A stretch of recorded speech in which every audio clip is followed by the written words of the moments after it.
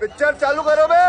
चलो भाई देखो अब मैं क्या करता हूँ। आशुतोष जी सीधे आपके पास आते हुए, अब देर आए दुरुस्त आए या फिर बड़ी देर कर दी मेहरबान आते आते, क्योंकि जो माहौल भारतीय जनता पार्टी बना रही है ये कहते हुए कि डरो मत भागो मत, अमेठी तो छोड़ दी उन्होंने, रायबरेली को लेकर क्या वास्तव में उतनी ताकत कांग्रेस पार्टी दिखा पाएगी?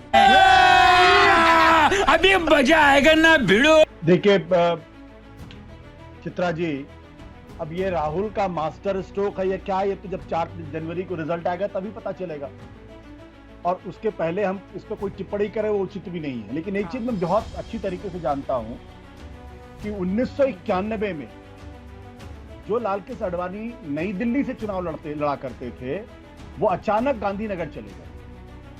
वो अचानक गांधीनगर क्यों चले गए, ये तब की बात है जब आडवाणी अपनी लोकप्रियता के पीक पर, जब रथ यात्रा वो कर रहे थे और उस वक्त हिंदुत्व के हिंदू हृदय सम्राट माने जाते थे। अब सवाल ये उठता क्यों गए? इसका कारण बहुत स्पष्ट था कि 1991 में राजेश खन्ना उनके खिलाफ चुनाव लड़े थे और लालकृष्ण आडवाणी सिर्फ 1500 वोटों से किसी तरीके से जीते। उसके बाद उनको लग गया कि नई दिल्ली से अगर लगेंगे तो हम चुनाव हार जाएंगे। तो क्या लालकृष्ण आडवाणी को लोगों ने अपमान किया था क्या? सही पकड़े हैं। क्या लालकृष्ण आडवाणी को का लोगों ने मजाक उड़ाया था क्या? लेकिन आज की राजनीति बदल गई है, आज भारतीय जनता पार्टी भी बदल गई है। आज भारतीय जनता पार्टी हर चीज, मोदी जी अगर कुछ भी कहते तो मास्टर स्ट्रोक हुआ, क्या खेला है, मतलब इस तरीके की बातें करते हैं। अटल बिहारी वाजपेयी कितनी कॉन्स्टिट्यूएंसी छोड़ के भागे हैं? क्या किसी ने कभी कहा, कभी किसी अटल बिहारी वाजपेयी का किसी ने अपमान किया कि ग्वालियर से लड़े, बलरामपुर से लड़े, लखनऊ से लड़े, दिल्ली से लड़े? तो क्या अटल बिहारी वाजपेयी का किसी ने मजाक उड़ाया था क्या? भारी मिस्टेक हो गया सर, एकदम ब्लंडर हो गया। यह भारतीय जनता पार्टी की नई संस्कृति है और यह संस्कृति ही भारतीय जनता पार्टी के लिए आने वाले दिनों में एक बड़ा संकट पैदा करने वाली है। मुझे अच्छी तरीके से याद है, कभी भी अटल बिहारी वाजपेयी का मजाक नहीं उड़ाया गया, कभी भी लालकृष्ण आडवाणी का मजाक नहीं उड़ाया। और एक बात और ध्यान रखिएगा, अमेठी की चर्चा स्मृति ईरानी की वजह से नहीं है। स्मृति आज के बाद से अमेठी की चर्चा नहीं होगी। अखबारों के आखिरी पेज पे सिंगल कॉलम में खबर छपेगी स्मृति ईरानी की। वो फ्रंट पेज की खबर ये थी, पिछले 3 दिनों से लगातार अखबारों में, टेलीविजन चैनल में डिबेट इसलिए हो रही थी क्योंकि राहुल गांधी वहां से चुनाव लड़ने वाले थे, ऐसी बातें की जा रही। आज भी दिन भर राहुल गांधी ने भले अमेठी चुनाव नहीं लड़ा, लेकिन रायबरेली को लेकर दिन भर टीवी में लाइव चैनल क्यों हुआ? वो इसलिए हुआ क्योंकि राहुल गांधी और कांग्रेस पार्टी के वो नेता हैं और इस बात को मीडिया समझता है। मैं दावे के साथ कहता हूं, आज के बाद से स्मृति ईरानी के बारे में, अमेठी के बारे में अगर अखबार के आखिरी पेज पर ही खबर छपेगी तो इस मुगालते में किसी को नहीं रहना चाहिए कि आप किसी का अपमान कर दे, किसी के बारे में बदतमीजी जैसी बातें कर दे। ये अच्छी बात नहीं। ये भारत की जो राजनीति संस्कृति लेकर आई है बीजेपी, ये अंत में उनका ही नुकसान करेगी। तो साला ये दुख का खत्म नहीं होता बे। 2019 हारने के बाद 3 बार ही गए राहुल गांधी अमेठी। चित्रा जी 2019 हारने के बाद 3 से 4 बार ही गए अमेठी। तो आपने तो छोड़ ही दिया ना उस अमेठी को जहां से आपने अपने राजनीतिक जीवन का कहरा सीखा था। आशुतोष जी, तो ये सवाल अगर चुपता हुआ पूछा जाएगा तो पूछा ही जाएगा। चित्रा जी, मैं अभी डेटा निकाल रहा हूँ। चित्रा जी 2021 नई दिल्ली से कि गांधीनगर क्यों भाग कर गए थे लालकृष्ण आडवाणी, बलरामपुर से लालकृष्ण अटल बिहारी वाजपेयी क्यों भाग कर गए थे और वहां से हारने के बाद कितनी बार वहां गए थे वापस? देखिए, ये भारतीय जनता पार्टी सिर्फ नैरेटिव बनाने का काम, सिर्फ नैरेटिव बनाने का काम। इसके अलावा अरे भाई, मैं बीच में आपको नहीं बोल रहा हूँ, आप मुझे गुस्सा मत करिए।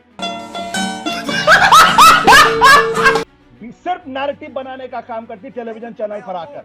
अगर कोई सामंती अपने स्वभाव में है तो भारतीय जनता पार्टी अपने स्वभाव में सामंती है। इनके नेता मुख्यमंत्री किस तरीके से महिलाओं के बारे में टिप्पणियां करते हैं, जीत नहीं करना। आप मुझे समझा रहे हैं,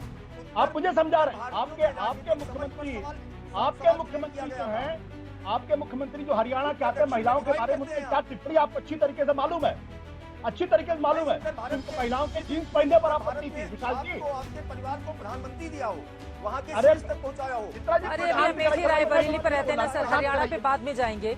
ऐसी बहुत सारी टिप्पणी है, फिर आपको मध्य प्रदेश में बाकी नेताओं का भी जवाब देना पड़ जाएगा। हम उस पर नहीं जाते हैं, अमेठी रायबरेली पर ही रहते हैं ना सर। आप तू समझा?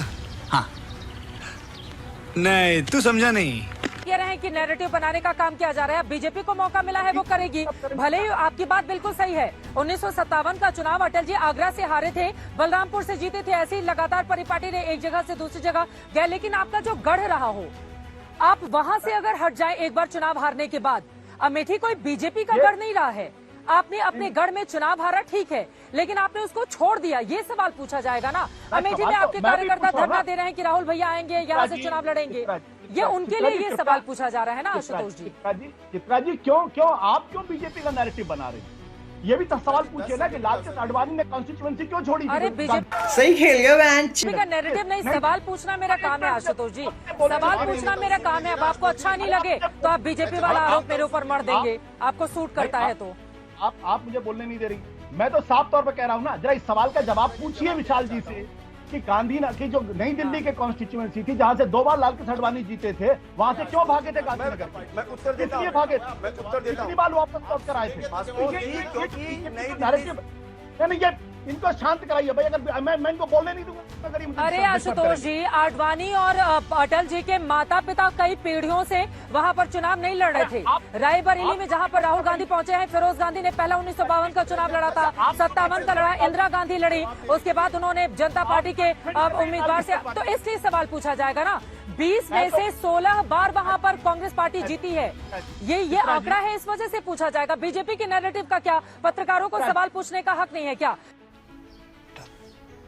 तुमसे ना हो पाएगा। रशीद किदवई जी, मैं आपके पास आते हुए, रशीद किदवई जी, अब ये सवाल पूछा जाएगा ना। देखिए, राहुल गांधी कांग्रेस पार्टी के सबसे बड़े नेता हैं, इस बात से इनकार नहीं किया जा सकता, लेकिन सबसे बड़े नेता को लेकर अगर उहापोह की स्थिति रहेगी, आखिरी दिन वो नामांकन भरने के लिए आएंगे, तो सवाल पूछा जाएगा ना। और अमेठी जो 3 बार आपने लगातार जीता, आप उतरते अमेठी से मैदान में, हरा देते स्मृति ईरानी को।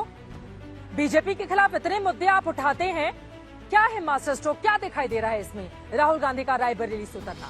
रशीद किदवई जी। वाह बेटा, लगता है तुम गू खा के ही मानोगे। चित्रा, देखिए, कोई भी राजनीतिक दल जो अपना चुनाव लड़ता है, राजनेता, वो अपने विवेक से लड़ता है, वो किसी के कहने से नहीं लड़ता, उसके पीछे पूरा कैलकुलेशन होता है।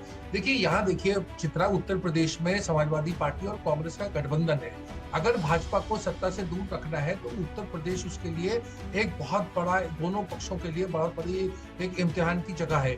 और वहां के ऊपर 34 ऐसी सीटें हैं जहां इंडिया अलायंस का 40% के करीब उसका मत प्रतिशत है। इस तरह से 43 ऐसी सीटें जहां भाजपा का 50% से ज्यादा मत प्रतिशत है। तो जब तक उत्तर प्रदेश में अगर इंडिया अलायंस नहीं करेगा, और राहुल गांधी, मुझे लगता है कि गठबंधन का जो एक वो होता है उसके लिए वहां के ऊपर गए हैं, मतलब गठबंधन को मजबूत करने के लिए गए। अखिलेश यादव के आग्रह पे गए। अगर अखिलेश यादव की पार्टी अच्छा नहीं करेगी, समाजवादी पार्टी, तो वहां कांग्रेस का भी प्रदर्शन अच्छा नहीं रहेगा। कांग्रेस वहां एक छोटा माइनर पार्टनर है।